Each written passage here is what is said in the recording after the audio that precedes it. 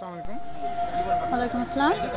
জি, আসলে রেডিও ওয়ার্ডের পক্ষ থেকে আপনার কাছে দু চারটে কথা জানতে চাচ্ছিলাম। মুক্তিযুদ্ধের চেতনাকে আপনি আপনার ভেতরে কিভাবে ধারণ করছেন এবং কিভাবে লালন করছেন? সবাইকে অসংখ্য ধন্যবাদ। আসলে আমার যে বয়স, আমি সেই বয়সে মুক্তিযুদ্ধটা দেখিনি। মুক্তিযুদ্ধের গল্প শুনেছি বাবার কাছে, মায়ের কাছে, আমার বড়জনদের কাছে। সেই মুক্তিযুদ্ধের গল্প শুনতে শুনতে নিজের ভিতরে এখন এমন অনুভব করি, মনে হয় যে সে সময় যদি আমার জন্ম হতো, আমি যদি দেশের জন্য যুদ্ধ করতে পারতাম।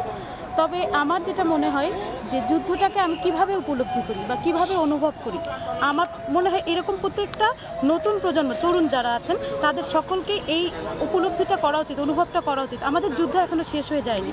আমাদের এখনো দেশে যেই দুর্নীতিগুলো আছে, দেশে যেই অন্যায়গুলো আছে, এগুলোর বিরুদ্ধে যুদ্ধ করাও কিন্তু এক ধরনের যুদ্ধ।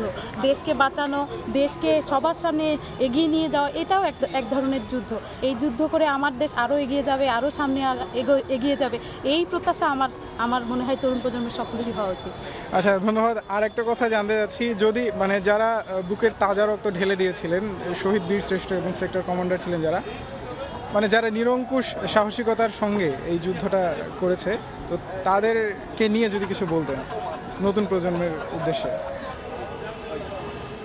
এটা অনেক দুঃখের সাথে বলতে হয়, আমাদের বর্তমান তরুণ প্রজন্ম হয়তো সেভাবে, আমরা হাতে গোনা কয়েকটা নাম ছাড়া কিন্তু সবার নাম জানিও না। সালাম, জব্বার, রফিক, শফিক, বরকত, এদের নামই ঘুরে ফিরে আসে। এরকম নাম না জানা কিন্তু অনেক শহীদ আছে। তারা তাদের জীবন বা তারা কি করেছিলেন যুদ্ধে তারা কতটা কঠোর পরিশ্রম করে তারা কিভাবে জীবন দিয়েছেন, সেটাও কিন্তু আমরা অনেকেই জানি না। এখন সেই জানাটা জানতে হবে, সেটা জানার ভিতর দিয়ে আমার নিজের দেশকে, দেশপ্রেমের যেই একটা ভালোবাসা, এই ভালোবাসাটা উজ্জীবিত করতে হবে। আমার তরুণ প্রজন্মের কাছে আমার এটাই প্রত্যাশা যে আপনারা মুক্তিযুদ্ধের সঠিক ইতিহাসটা জানুন এবং তাদেরকে যথাযোগ্য মর্যাদা দিন।